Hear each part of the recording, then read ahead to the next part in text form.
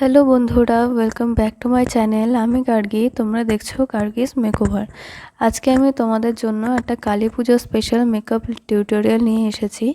খুব সিম্পল একটা makeup tutorial. যে মেকআপ টিউটোরিয়ালটা আমি তোমাদের আজকে দেখাবো সেটা শুধু তোমরা কালী পুজোতেও নয়, বিয়ে বাড়িতেও ক্রিয়েট করতে পারো। তো সামনের বিয়ে আসছে, অনেক ইনভিটেশনও তোমরা পাবে। তো সেই জায়গায় তোমরা এই মেকআপ লুকটা ক্রিয়েট করে যেতে পারো বা কালী পুজোতেও করতে পারো।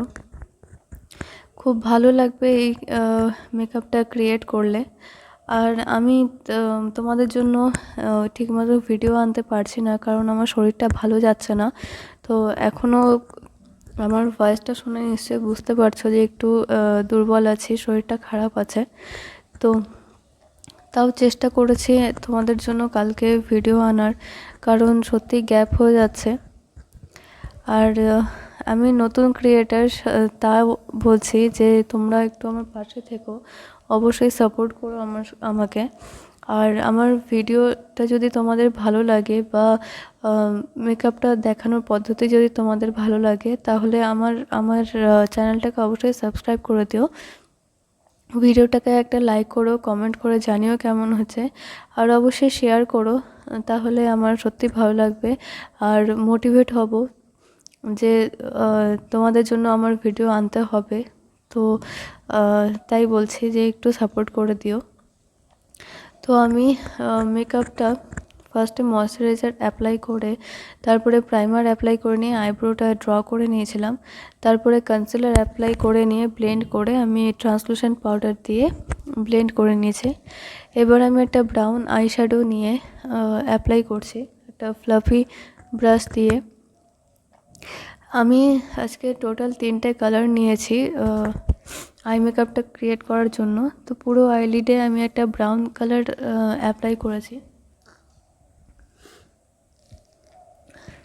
এবার আউটার কর্নারে একদম হালকা ব্ল্যাক কালার আমি ইউজ করেছি, যেহেতু আমার শাড়িটা ব্ল্যাক কালারের। তোমরা তোমাদের আউটফিট অনুযায়ী কালার ইউজ করতে পারো। এবার আমি একটা গোল্ডেন শিমার ইউজ করছি, তো শিমারটাও তোমরা তোমাদের আউটফিট অনুযায়ী ইউজ করতে পারো। এবার ব্ল্যাক কালারটার সাথে গোল্ডেন কালারটা আমি একটু মিক্স করে নিলাম যাতে হার্শ লাইন না থাকে। এবার একটা অরেঞ্জ কারেক্টার নিয়ে আমি আমার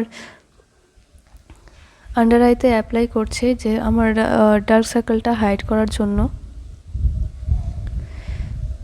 আমার ডার্ক সার্কেলের অবস্থা তোমরা তো ভালোই দেখতে পেয়েছো কীরকম অবস্থা, মানে হাইড না করলেই নয়। তো এরপর আমি আমার স্কিন টোনের থেকে 1 শেড ডার্ক একটা কালার নিয়ে আমি অরেঞ্জ কালারটার উপরে অ্যাপ্লাই করেছি, যাতে ফাউন্ডেশন অ্যাপ্লাই করার পরে অরেঞ্জ কালারটা বোঝা না যায়। তো এবার আমি মেবলিন সুপারস্টের এই ফাউন্ডেশনটা অ্যাপ্লাই করছি।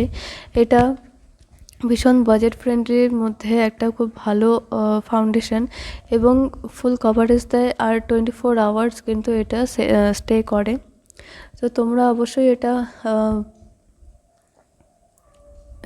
নিতে পারো, পারচেস করতে পারো, খুব ভালো। আর তার থেকেও বড় কথা যে যদি এটাতে তোমরা অরেঞ্জ কালারটা অ্যাপ্লাই করো, সেটাও হাইড হয়ে যায়। আর এই নিউ প্যাকেজিংটা আমার সত্যি খুব ভালো লেগেছে। অ্যাপ্লাই করার সাথে সাথে আমার ফেসে একটা ঠান্ডা ফিলিং হয়, আর এটা স্মেলটাও খুব সুন্দর। তো তোমরা এটা অবশ্যই পারচেস করতে পারো। আমার এই ফাউন্ডেশনটা খুবই ভালো লেগেছে, সত্যি বলতে যেটা খুবই ভালো লেগেছে। এবার আমি একটা সুইস বিউটি ট্রান্সলুসেন্ট পাউডার দিয়ে ফাউন্ডেশনটাকে আমি সেট করে নিচ্ছি।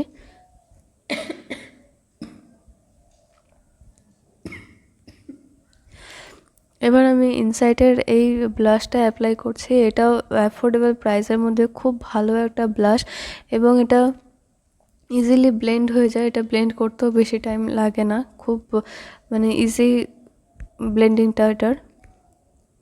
এবং এটা এত পিগমেন্টেড যে অল্প একটু নিলেই এটা কাজ হয়ে যায়, বেশি নিলে বেশি মানে হয়ে যাবে।